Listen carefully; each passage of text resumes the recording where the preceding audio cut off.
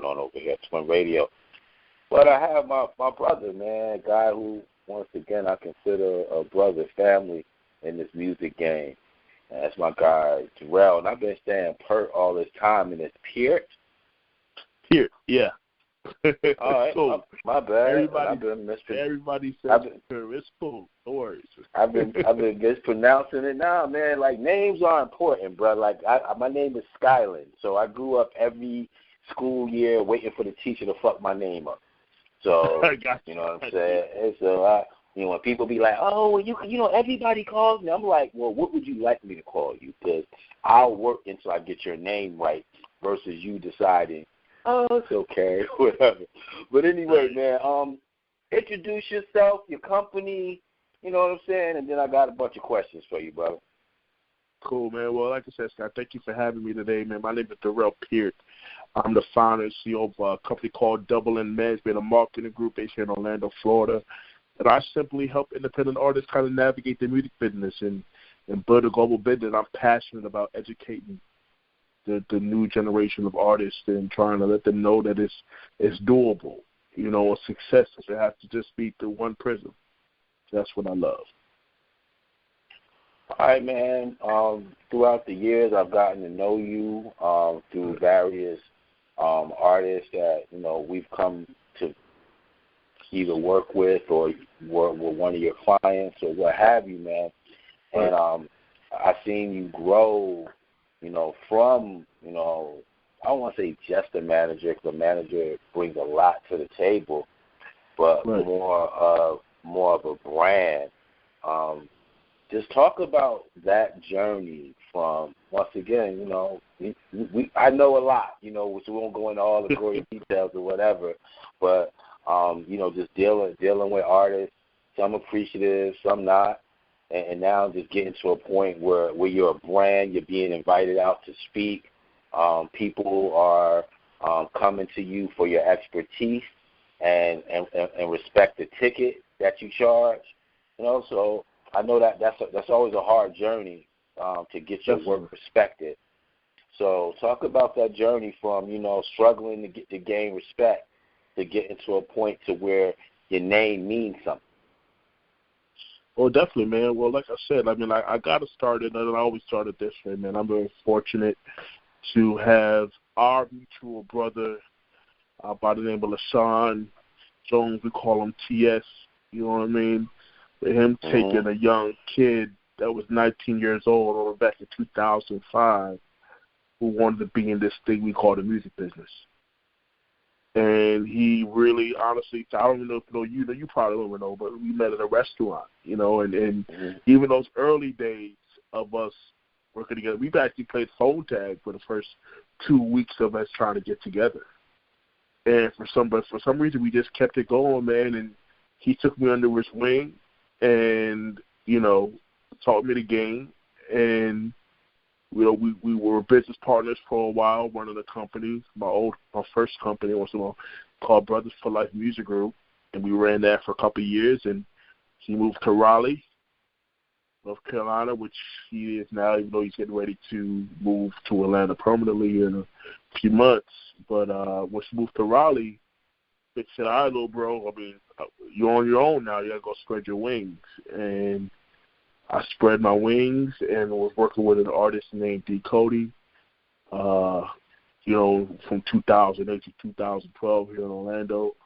We kind of had a bit of a falling out, you know, and we basically had a come to Jesus moment and decided that, you know, we kind of had to part ways because I just didn't like where the direction was going. And that's when I decided to enroll in Full Sail University, where I earned my degree in entertainment business, a bachelor's degree in entertainment business, as well as I was a valedictorian in my class, advanced achiever, won numerous awards there. And so, me being a business guy, all the business jobs are and still are in, you know, the hubs. You know, let's be real, like Orlando just isn't a hub, even though it's getting better now. But it's not really has ever been a hub for music business jobs, you know. So you had your LA, you had Atlanta, Nashville, Miami and New York, and I knew I wasn't going to go to any of those cities for various different reasons that we won't get into right now. So I knew I had to stay in Orlando, that I was going to be a freelancer, so I entrepreneur, kind of do my own thing. And that's when I kind of know, okay, it's time to start over, but this time, instead of trying to run a label, I want to make it more about the artist and using my knowledge and expertise in that direction. And that's when I created Double M Management and Marketing Group. And the first artist that I really helped under that realm was an artist who I brought to you by the name of Durrell. And she was the first main person, her and then Marty Price, to really give me a shot to kind of see what I could do, and I helped Deli expand globally through some of my contacts that I had even before I went to Full Sail, and by a few of my contacts, she was able to get into the number one record on the UK soul charts and do some amazing things. And like, cool, man, I think I could really do this and help other artists. And then I was fortunate to connect to my little brother Xavier Keys. And the funny thing, guys, every artist who usually comes to me is looking for a manager, and I always say hell no. I always say hell no, just because of the fact that most artists don't really have anything to manage. But I always say, hey, hire me on something else, because at least I can get paid for my time. Because as well as being a manager yourself and have managed artists before, that a lot of that is sweat equity and stuff we can't get paid for or won't get paid for, and you never know when we'll get paid, actually. So we got to try to go get it somewhere else, man, and that's why a lot of us like to function as consultants. So he ended up hiring me on another service, but I immediately saw his potential, his work ethic, and that's when I decided I wanted to get behind him. But as far as me, like, what I had to learn early on, too, is that you have to always put yourself in front of your brand first. And that was I'm glad I listened to that advice, because that's really what changed it for me, because, artists come and go. Artists come and they go. And a lot of times they think the grass is green on the other side. And as you know, it's not always that way. And so you always got to make sure that no matter what, if you have an artist, that you're not reliant totally on that one artist to have a brand, because if you are, you're basically going to be screwed. So that's why Double M Management and Marketing Group stands for Encourage and Inspire. And I've always, I was born with a disability, and I've always kind of wanted to be that way, not only in my personal life, but how I approached the entertainment industry, because we all know this is an industry with people who lack integrity. And I just didn't want to be the person that lacked integrity. I want to be the person that was honest and told you the truth, but still was able to get the results that people wanted. And I feel like I've been able to do that over these last 5 years or so. Okay. With the new company. Yeah. All right, congratulations on that. Now, what currently I follow you. I see you doing more informational videos, just giving advice and things like that. Like, so what made you just want to give free game, or whatever? It seems like everybody's looking for $1. So, what was the inspiration behind that? For me, yeah, I think, in the day and age, especially when you kind of doing an online thing, you can't just initially tell somebody, hey, I've got these services, you need to hire me. You know what I mean? I call it it's called attraction marketing. You have to give people value. And if you give enough people enough value, eventually they're going to, it immediately establishes a relationship and rapport with people, even if they never met you before, because your content lives forever on these platforms these days. And 2, it builds a trust. So when they do come to you, at least they should understand that what you do is valuable, and that's going to cost some money. And so I think information is so key, because the biggest thing that artists are lacking today is the educational portion of this whole thing. And so I like my little 1-minute segments and my quote cards, whatever I put out there, is this information. I'm not the only one that puts out this information. A lot of people do. I've just realized the importance of creating and establishing value to build your core audience. And kind of the same approach I give artists, value, the more you establish value, the more value you give to people, they're going to come and want to be a part of your world because, again, you built that trust. And I feel like that's how I build trust, with people that have never met me before, but they trust my content. How did you get connected with is it MIDI? Madame. Like how did you get connected with that? Oh, cool. So I call him my OG mentor, Mr. Alan Johnston, who he's based out of Atlanta, Georgia right now, but he's been in the music industry for over 50 years professionally.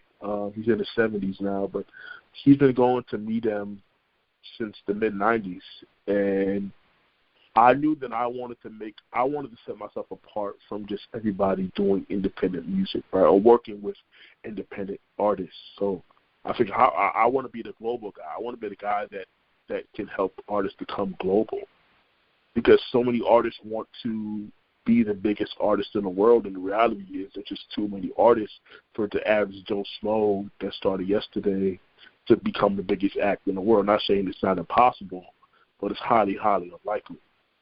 So sometimes you got to go to a smaller smaller pond, and to be a little more of a bigger fish in some of these smaller territories across the world that will embrace you. So MIDEM is the largest international business conference. And what I love about MIDEM, it's different, other than because South by Southwest has, I guess, the closest thing we have to MIDEM here in the States, but it's just become so crowded at South by Southwest that it's really hard to go do real business at an event like that. That's really just, in my opinion, a big ass party. But if you go to MIDEM, you're going to go meet with business professionals. They're all going there to be global. They're all going there to find you, to find these artists. And obviously, I represent mostly American-based talent. And to find these people and help them to establish their global footprint in other territories across the world, and allow them to see some success, man, and see that, wow, like, I can go to other parts of the world and they love me.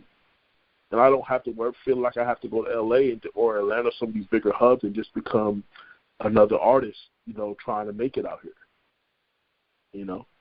So that's why I love going to MIDEM, and I've been to MIDEM now. We'll see if it happens this year, because as right now it hasn't been officially postponed, but it looks like it might be headed that way with everything going on in the world right now. But if it does happen in the date that it does, it's supposed to happen June 2nd to the 5th in Cannes, France. So if it does happen, we'll be there, but it's looking like it might not, at least on those dates anyway. Oh, all right. Do you have any desire to ever manage artists? You know what I'm saying? And when I mean that, not with Keys. I know you're currently working with him as well. But that's been a relationship that's built up over the years. So right. I'm talking about somebody that reaches out to you and, says, hey, I do this, I do that, I just need the right people behind me. Would you be interested in the development standpoint again, or are you done with that part of the game? Nah, I should definitely. Well, I offer services for that. For me, if somebody wants to come and have me do the full development, or we come in and we do the tracks and we do the whole aspect, they don't have to pay for that, because it's too much involved for me to go do that for free. But I'm always open. I'm always open, and I don't. In this program I'm talking about, Scott, I've already even told you about it. I don't advertise to people, because most people, when they think 18 to 25 grand is a lot of money in the music business, it's really not. And especially